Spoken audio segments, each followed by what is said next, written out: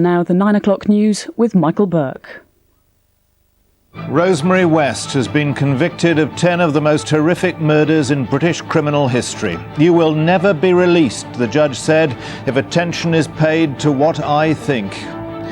Police now say 9 other women disappeared after visiting Cromwell Street. They've appealed for information. And NATO gets ready to police the peace in Bosnia.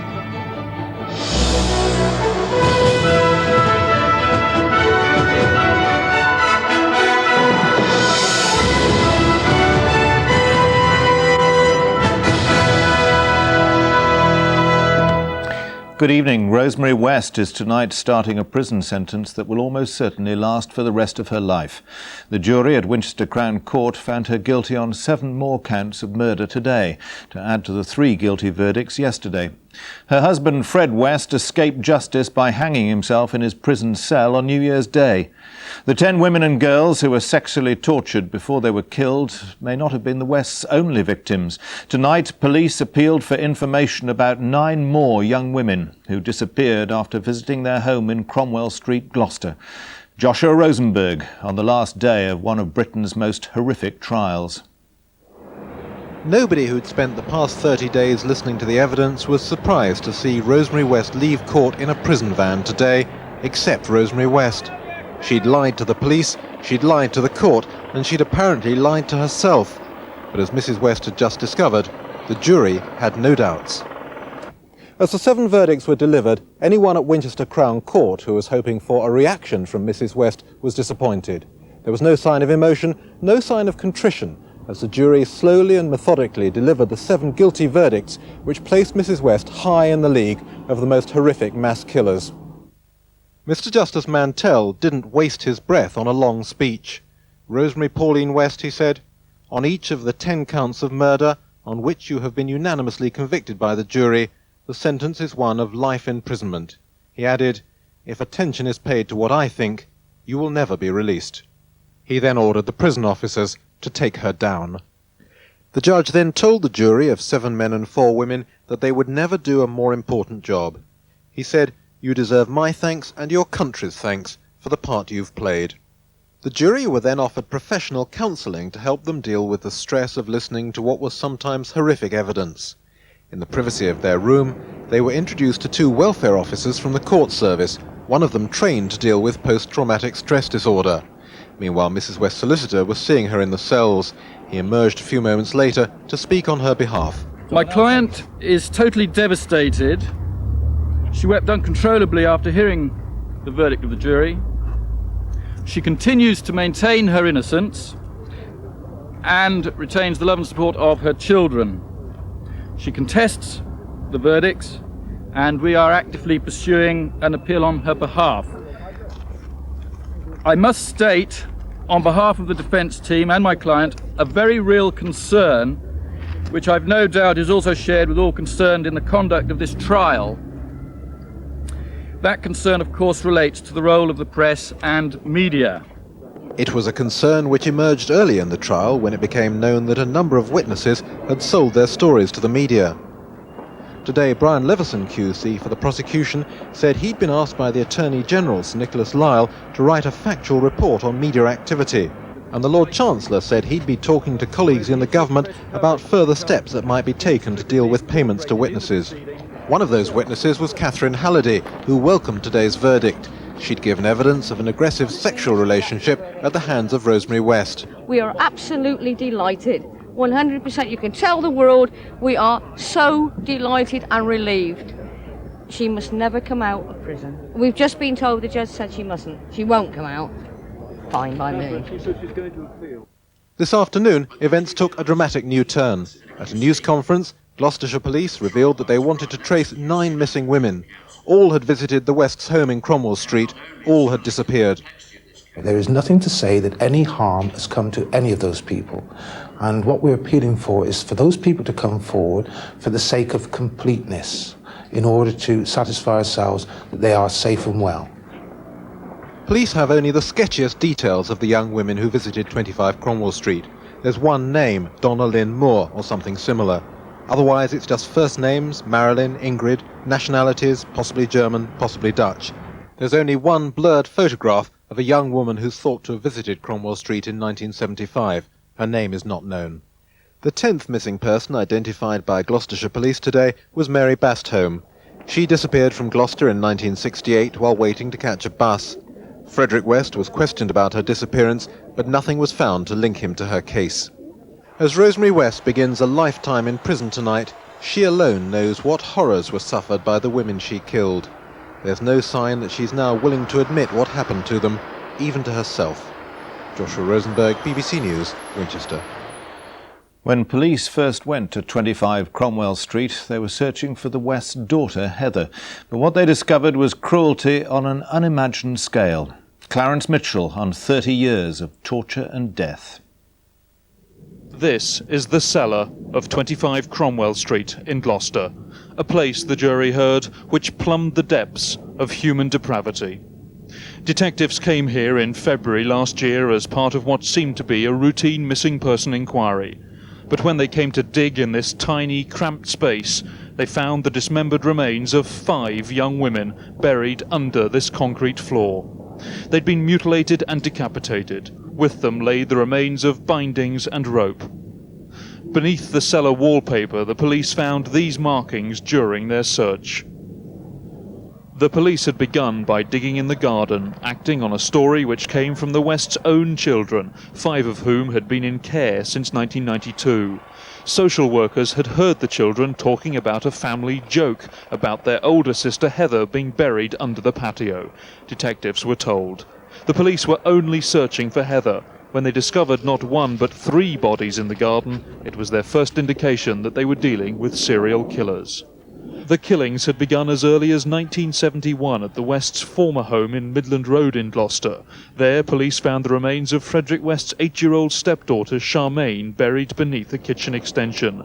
Mr. West had been in prison for minor offences around the time Charmaine died. The jurors were told they could be sure Mrs. West was involved in the little girl's death. 25 Cromwell Street was the burial ground for 9 young women. The 3 buried in the garden were Heather West, Rosemary West's eldest daughter, who was 16 when she vanished in 1987. Shirley Robinson, an 18-year-old lodger. The court heard she was 8 months pregnant by Frederick West when she died. And Alison Chambers, a 17-year-old who lived in a children's home in Gloucester. Beneath the bathroom, the police found the remains of Linda Goff. She'd left home in 1973. And in the cellar, the remains of the 5 young women had been buried in a rough circle.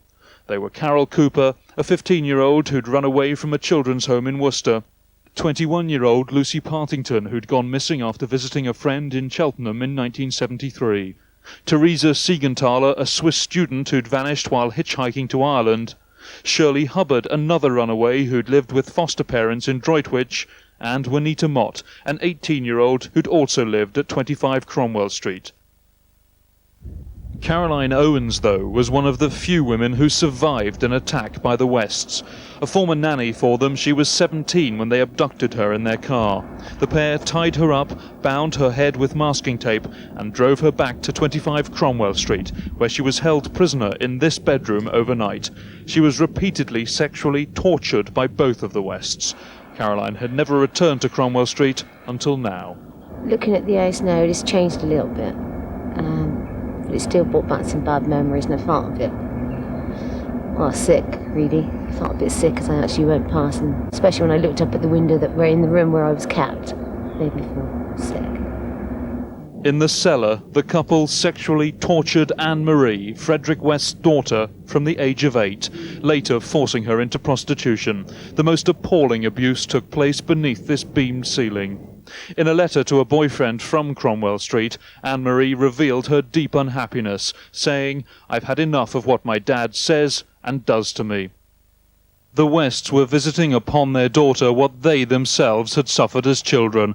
It's known that Frederick West was sexually abused as a child, while Rosemary West suffered at the hands of a violent father who beat all his children. It was a living hell.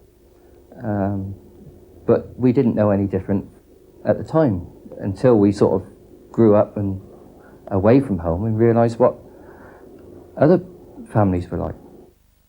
The relationship between Frederick West and Rosemary Letts began when they met at a bus stop in Cheltenham in the late 60s. She was 15, he was 27. Despite having been put into care by her disapproving parents, Rosemary Letts eventually went to live with Frederick West. His brother says Rosemary was the forceful, dominant personality in the relationship. I would put most of the blame, I think, on Rose. I mean, people might say, oh, well, I would say that automatically, but no. Because she was, and probably still is, the dominant person. She always was. Frederick West had a long criminal record of petty offences. The authorities didn't know he'd also murdered his first wife, Catherine, in 1970. A former nanny, Anne McFall, had also been killed. The police discovered both their bodies in fields near West's boyhood home in the village of Muchmarkel last year. In the words of the Crown, the Wests were perfect companions who were in it together. They were obsessed with sex. Life and death within this house revolved around it. In these small rooms, the Wests frequently had sex with lodgers. Mrs. West worked as a prostitute, using her special bedroom. Young, vulnerable girls suffered lesbian assaults at her hands. The Wests also told a neighbour how they would drive around as a couple looking for women to pick up. For attacking Caroline Owens in the early 70s, the Wests were simply fined. Released, they went on to kill and kill again. For those like Caroline who survived their ordeal, the lifelong jailing of Rosemary West will help to close an horrific chapter in their lives. It offers little comfort to the relatives of those who died at the hands of the Wests. Clarence Mitchell, BBC News, Winchester. Many questions are being asked about how the Wests were able to commit their crimes undetected for so long. An independent report commissioned by the authorities in Gloucestershire highlights serious failings in the child protection system, but it concludes that no system available at the time could have predicted that mass murder was being committed. Neil Dixon on how the authorities failed. Now sinister and abandoned, at one time the West household presented many facades to the outside world. To some it was a lodging house, to others a brothel. To the authorities for years it was little more than another unorthodox family home. Above all though, Frederick and Rosemary West were cunning and plausible, able to charm, cajole and if necessary threaten their way out of trouble. Today's report by the Bridge Consultancy into the West says no one could have predicted the family would be at the centre of multiple murders, but it does highlight a catalogue of failings by various agencies. Files went missing covering vital events. There was a failure to report incidents suggesting possible child abuse, and throughout there was a failure to share information. Over 20 years, police officers, social workers and health staff came here. They came, but they did not act. The telltale signs that brought them went unheeded, and the killings went on. And there was no shortage of incidents. Official files reveal the West constantly brushing with the authorities. The warnings, though, were either missed or dismissed, or simply forgotten as the years went by. As long ago as 1961, Frederick West was accused of a sexual offence against a 13-year-old girl. Between 1965 and 1970, he placed his 2 children in council care at least 5 times because of problems at home. In 1970, West was jailed for 9 months for theft and motoring offences. Back at Midland Road, his children were left unsupervised with his 17-year-old mistress Rosemary, who'd just come out of care herself, even though social workers had regarded Frederick as the one stable influence in the children's lives. But by this time, social services had lost touch. It was to be 18 years before they were to visit the family again. But the warnings went on. In 1971, Charmaine was said to have moved school. In fact, she'd been murdered. Yet although there was no request from another school for her records, the West's explanation was accepted. In 1973, Frederick and Rosemary West were convicted of indecent assault and actual bodily harm. No one thought to tell social services. This vicious attack on 17-year-old Caroline Owens took place in the family home, yet neither the police nor the court apparently gave any thought to protecting the children of this dangerous couple. They were fined just £50 each, a sentence described as ludicrous by Mr. Justice Mantell last week. But the magistrate at the time did not think that prison would do Frederick West any good. I can only remember that he appears to be a very docile kind of an individual, and no one would ever think that he could commit any serious crime. Admittedly, the court case took place a year before the report into the death of Maria Colwell, which led to major reforms in handling child abuse. But some experts believe mistakes were made even by the standards of the time. I would have expected something to have been done about the welfare of those children. I would also have expected that, given it was a serious offence, that a report would have been done on the social circumstances of the West. The failure by the courts to stop the Wests at this point was crucial. For the next 20 years they were free to abuse and kill with impunity. Through those years, though, at the local hospital, staff had reason to question what was going on in the West family. Between 1972 and 92, the West children attended casualty 31 times. In 1980, Anne-Marie, then just 15, was found to have an ectopic pregnancy and gonorrhea. The official report highlights other instances, including a child with scratches and bruises around her breast, saying her mother did it. With hindsight, it says the West's explanations seem unconvincing, and local NHS managers have announced a review into how the health service handles child protection. And the warnings kept on coming. In 1987, Frederick West told the teacher he had laid out his son. The school failed to take the matter further. In March 1988, social services received an anonymous call alleging that the West children were being left alone. In response, a social worker called and found the children well and not neglected.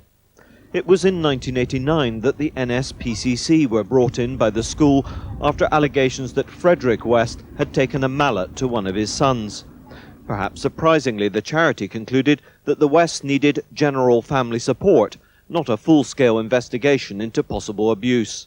Equally disturbing, the official report says the NSPCC files on this incident have either been removed or destroyed. The charity says it regrets a fuller investigation was not undertaken and is deeply concerned about its missing records. It's quite unacceptable. There's no defence to it. It's both embarrassing and highly inconvenient. It's embarrassing because it falls way below the standards we set ourselves for security and confidentiality. It's highly inconvenient because it means it's been very difficult for us to piece together an accurate account of what happened in this case. Beyond the family, the West targeted children's homes like this in their hunt for victims. They abused 3 vulnerable youngsters who'd absconded from here, and tonight Gloucestershire Council called for national action to tackle the problem of teenage runaways. It was not until 1993, after further allegations, that the West finally appeared in court again, accused of sexual abuse. Even then the case collapsed, but the West children remained in care, and 20 years too late, the reign of terror was about to end. Even the most sophisticated child protection network in the world will fail sometimes. But many aspects of this case are depressingly familiar, especially the failure of agencies to share information. And while some of the warning signs may have been hard to spot, others were not. The system did work eventually. It should have worked sooner. Neil Dixon, BBC News, Winchester. And there'll be a special edition of Public Eye, The Cromwell Street Murders, on BBC2 tonight at 9:30. That'll be followed by a discussion of the issues raised by the case in Newsnight.